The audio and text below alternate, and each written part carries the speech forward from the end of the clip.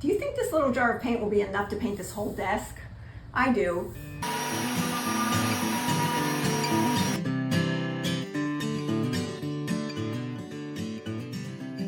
Now for the fun part. For all you purple lovers out there, this is for you.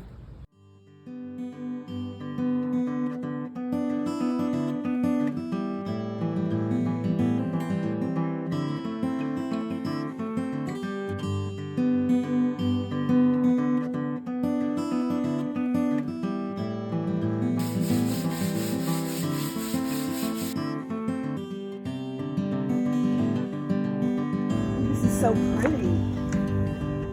I think I can use this for the 8-ounce challenge. It needs some handles, but we have some in here, so I'm going to pick this up and see what I can do with it.